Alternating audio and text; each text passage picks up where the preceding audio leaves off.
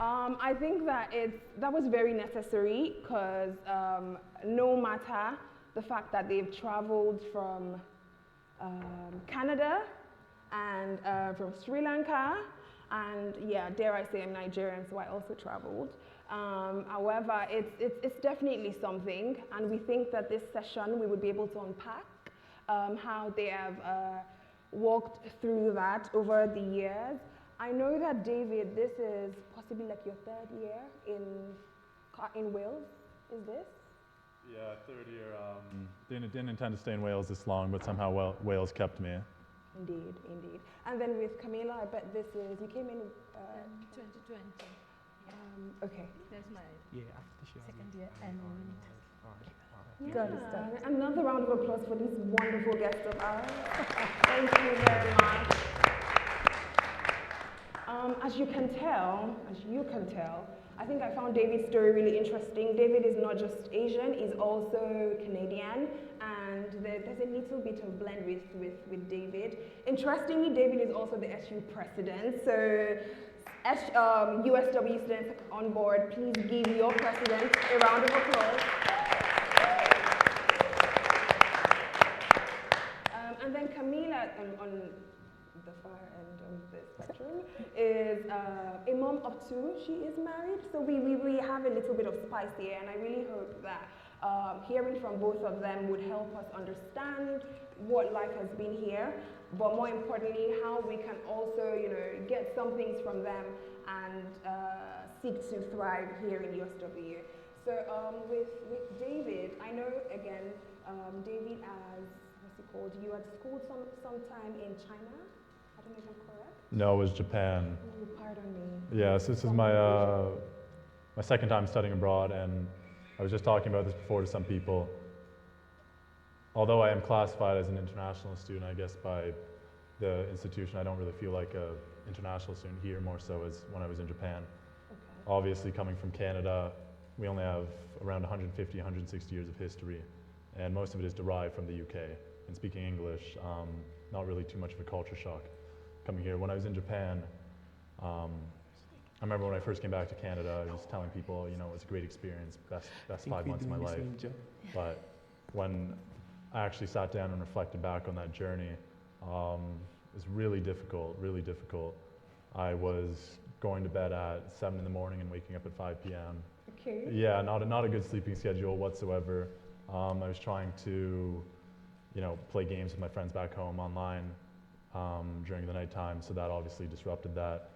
And I was saying it was a positive experience at the start, but now I just say it's an experience that definitely helped to develop and change me, and made me understand what, I guess, international students who don't speak the same language or, total 180 from the culture that they're used to, how it makes them feel. Indeed, indeed. I don't think I could agree less, because no matter having to leave what you know to be life, and then moving into another nation, for some people it's another continent anyway, it definitely, as you get to have a lot of unpacking with that. I think I would come back to you on that. And then Chamila, I was wondering how being Sri Lankan, and possibly your story might not be like David's. You have a family, you had to come here. Just fill us in on that. Oh yeah, thank you for the invitation, especially. And first and for all, I would like to request a big noise from you, because we are seeing each other here. Because first, make the noise, please. Why I say so? Because by the time when I'm coming to the country, it was COVID, right? So I haven't seen my class group, year group, no lectures, not seen anyone. I was just in my room, sitting in front of laptop, not seen anyone, no interaction, nothing, everything virtual, very boring. No, can you understand? I have studied for 1 year. In a classroom, no. In my room, it's very boring. You can't understand, because I think luckily now we are seeing each other, being as international students. Like, my story is very different, because by the time when I was coming to the UK, it was COVID, and I was trying different universities, And because the case was like, I came from Malaysia and I have done one master's there. So I was very scared. The South Wales University, they may refuse me to do another master. So luckily, like fortunately, no, nothing happened like that. So I was able to come to the country. So I kept my 2 children in my home. Yeah, it was so sad. And because of the COVID, they won't allow us to come. So only the student, it's me, came without my husband, without family. So I was there alone, and she was my flatmate. I think I was. Yeah, she was my flatmate, and we have been very good friends. Yeah. Yeah. So really, like how the things inspired me is my kids. I have to tell you frankly, my kids, because my ambition was like, anyhow, get them to the country, being with them. So that's how I start my things in here. Amazing. I think what I could deduce from Chamila's story, and outside of knowing her, dare I say personally, is for us as international students, we all would almost always have a drive. There will be something that keeps you going. You possibly just have to find it. And I believe that keeps causing you to thrive, and it keeps you going basically. And I'm so happy to know that through it all, you're here, and you're here literally. I bet so many other persons would be listening to your story and will be able to identify with what you might have gone through. And we're still going to go a little bit, so it's okay. I think, David, my question now for you might be, seeing with what Chamila just said, what do you think kept you going, possibly here in USW, not really in Japan? I guess my long-term goal is to, I don't know if this, I guess my long-term goal is to work at a higher education institution. So for me, and also studying abroad is just fun, and this is just a shout out to USW. I don't know if they're promoting it right now, but I know the Tithe program is coming up, so we just put in a bid for a lot of money. So if you're a UK student and you want to go study abroad, a lot of money coming in if you do want to go do that. That's the precedent side to David speaking, so you might want to, yeah, I guess if you're going to study abroad, I guess now's the time, or at least in my opinion, as somebody who's here short term, if I do want to return back to Canada, 18 to 30, in my opinion, is the age to go, do that, maybe have a little fun, go to another country that's different from yours, and really take in everything before you return home. Or at least that's what I used to say. Now I'm actually looking at maybe going down the Tier 2 route and getting a skilled worker visa. Didn't plan on doing that when I first came here, as I was studying a 1-year program. But yeah, I guess just drive to, I don't know, get out of where I lived back home and establish myself in another part of the world, in another country. Amazing. Okay, part of, I don't know if we already have the magazines, but part of the content in the magazine is, I think there's a site to career advice zones where you are able to unpack lots and lots of things. Like David just said, the Tier 2 visa, and I also believe people that would watch this online, I think that it would be wonderful that we made use of these resources. People are literally happy to help. Visa extensions, unpacking your CV. I think some students struggle, international students struggle, and I think I'm going to piggyback on what Chamila said with regards to the COVID era. I don't know if any international students also came in the heat of COVID. Okay. I think it was something really, but like I said to Chamila, you're here, and it's really part of your story, I bet. Okay, so she has already shared, or they both shared, things that possibly kept them going. What do you think, or what were the things what supported you? So things kept you going, but what did you do? What were your routines? What did you have to do? So on one hand, please blame my Nigerianness and my Nigerianness. Apparently, anything that is possibly a routine could be faith. So I actually heard that some people now, they could actually always go for walks and, hike. things give them strength. These things make them know that, you know, they are energized. So I was wondering if, what did some level of support do to you? What did faith do to you? What did, what really were these things in regards to your support? Who's going? I can go first if you want. Oh my God. Yeah, you can start. Yeah. I guess Camilla's already touched on it, but, and I'm sure everybody in the room would agree that their family is probably the biggest supporter of them. I didn't put my hand up, but I also came over COVID in September 2020, or September 2019, so all of my courses were online. And I guess it was a rough period for everybody. I wasn't taking care of myself, I was ordering a lot of takeaways, I'm sure we've all been there, and wasn't going to bed on time. Again, back to basically what I was doing in Japan. But my family was always there along the way. I call my dad and my mom every day.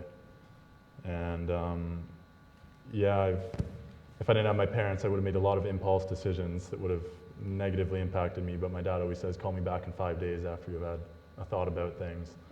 And then tell me if that's how you really feel. Amazing, wonderful. And good to know you have family, and at least they were your support system. I believe some others, of course, would have different support systems, but yeah, kudos to your family for being supportive. Family is the like number one always. In my case, now in his case, he's unmarried. Like my case is different, so like I have to support them as well. Like getting the support from them, mostly the vice versa. Like because my kids, once that they arrive to the country, like you can understand being in this age, being as a student and a mother, like it is not easy. No need to explain, because my eldest is 16 and the youngest is 10. So it is not easy because my son, he's a rugby player. So at the time he was arriving to the country, he was like no way, like no kid, like no friends. So he was very silent. I was really scared, like at that time, why he was not talking to us, what's wrong with him. So finally, I was able to find a rugby club. And luckily now he's playing for Ponty rugby team. Yeah. So, thank you. So, because what I want to share is like sometimes when family inspires you for something, like we also, to finding that target or getting that goal, we also running through that same thing and we are reaching. So we are getting self-inspiration by that. So that's how I was manage myself, because I don't want to like hide. I was really down at that time, being alone in this country without any support, because you can understand because of COVID, like, it's very less interaction with the people, sometimes mostly with the flatmate only, sometimes maybe the corner shop, that shop on only, likewise. So it's like going to that shop, bringing something, eating, again getting that same room. So now the things are different. You have a lot of opportunities. You have a lot of things to, search, get the things, get the information from the university, the career page. You have a lot of opportunities now, because I don't want to hide those days. The career page, even it's so silent. Ooh, okay. Yes, okay. it was so silent. Hopefully, sorry, I need to cut you short now. Hopefully we would rather definitely, ensure, because we can underestimate that there would be challenges when it comes to human resources. Yeah.